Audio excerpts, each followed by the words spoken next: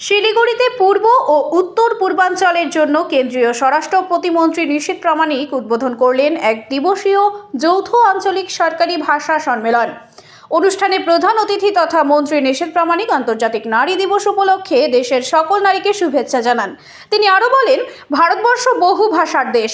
বিশ্বের বৃহত্তম গণতন্ত্রে হিন্দি ভাষার বৈচিত্র্যকে এক করে। হিন্দি একটি গণতান্ত্রিক ভাষা। এটি বিভিন্ন ভারতীয় ভাষা এবং উপভাষাগুলির পাশাপাশি অনেক ভাষাকেও সম্মান করেছে এবং তাদের শব্দভাণ্ডার, বাক্য এবং ব্যাকরণের নিয়মগুলি গ্রহণ করেছে। স্বাধীনতা আন্দোলনের কঠিন দিনগুলোতে হিন্দি ভাষা দেশকে ঐক্যবদ্ধ করতে অভূতপূর্ব ভূমিকা পালন করেছে। এটি বহু ভাষা ও উপভাষায় বিভক্ত একটি দেশে ঐক্যের অনুভূতি তৈরি করেছে। যোগাযোগের ভাষা হিসেবে হিন্দি দেশের স্বাধীনতা সংগ্রামকে পূর্ব থেকে পশ্চিম এবং উত্তর থেকে দক্ষিণে এগিয়ে নিয়ে যাওয়ার ক্ষেত্রে গুরুত্বপূর্ণ ভূমিকা পালন করেছিল। 2022 থেকে 2023 বর্ষে সরকারি হিন্দি ভাষায় ভালো পারফরমেন্সের জন্য মন্ত্রী বিভিন্ন বিভাগে শিল্ড ও সার্টিফিকেট বিতরণ করেন। थोड़ा बहुत बोल लेते हैं तो मैं यही कहना चाहूंगा कि आप सभी लोगों को, यहाँ पर काफी राजभाषा में एक्सपर्ट लोग हैं, सभी महानुभव हैं यहाँ पर, लेकिन जो लोग अपनी मातृभाषा की एक्सेंट की वजह से हिंदी बोलने में हिचकिचाते हैं, मैं उन लोगों को कहूंगा कि हिचकिचाना और ये शर्माना बंद कीजिए। पूरी अपनी मातृभाषा की महक के साथ हिंदी को कहिए और हिंदी को भी आगे बढ़ाइए।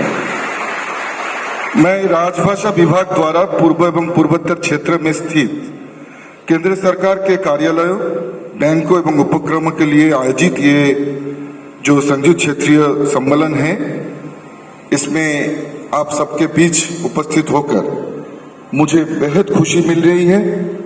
पूरे देश में स्थित केंद्र सरकार के विभिन्न विभागों से, कार्यालयों से राजभाषा संबंधित प्रावधानों का अनुपालन सुनिश्चित करने तथा सरकारी काम काज के हिंदी में प्रयोग को बढ़ावा देने में राजभाषा विभाग अहम भूमिका निभाती है, ये हम सभी लोगों को पता है। और जो राजभाषा आज हिंदी को एक अलग गति दे रहा है। हिंदी ने प्रारंभ से ही विभिन्न भारतीय भाषा के साथ समन्वय स्थापित करते हुए जनमानस के मन में अपना स्थान बनाया है। यही कारण है कि आजादी के आंदोलन में अनेक स्वतंत्रता सेनानियों ने हिंदी को ही संपर्क भाषा बनाकर आंदोलन को गति प्रदान की, जबकि इनमें कुछ ऐसे लोग भी थे जिनके अपनी मातृभाषा हिंदी नहीं थी। इसलिए स्वतंत्रता प्राप्ति के बाद हिंदी का महत्वता देखते हुए संविधान निर्माताओं ने अनुच्छेद 343 द्वारा संघ की राजभाषा हिंदी और देवनागरी लिपि को अपनाया। देश में जो हिंदी भाषा बोलने समझने वाले भारतीय हैं, वो भी हिंदी भाषा और लिपि का अपनाने में सहजता का अनुभव करते हैं। जो यहाँ पर जो भव्य आयोजन किया गया है, मैं इसमें आए हुए सभी प्रतिनिधि से लेकर सम्मानित मंच पे उपविष्ट सभी विशिष्ट व्यक्तियों को मैं बहुत बहुत बधाई देता हूं। इतना सफलतापूर्वक आप लोगों ने इस कार्यक्रम को आपने आज सार्थक रूपान्वित किया।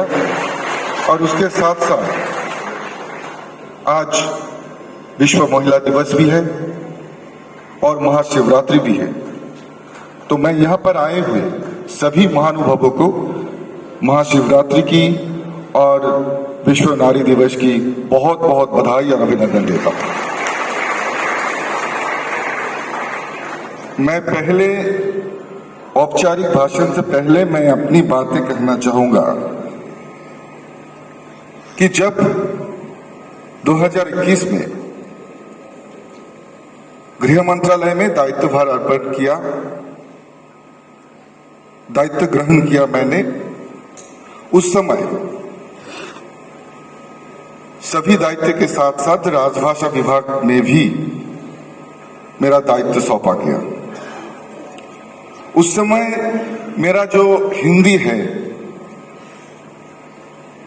इतना अभी जितना अच्छा तो नहीं है, लेकिन इतना भी नहीं अच्छा नहीं था।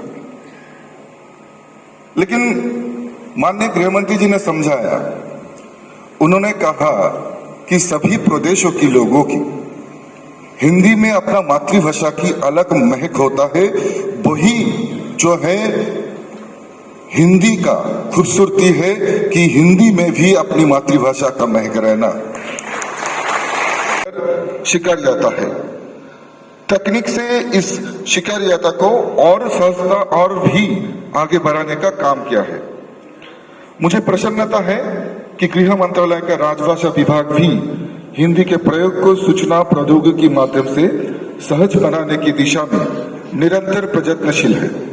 राजभाषा विभाग ने श्रुति आधारित अनुवाद प्रणाली कंठस्थ का निर्माण और विकास किया है, जिसका प्रयोग सुनिश्चित कर सरकारी कार्यालयों में अनुवाद की गति एवं गुणवत्ता बढ़ाई गई है।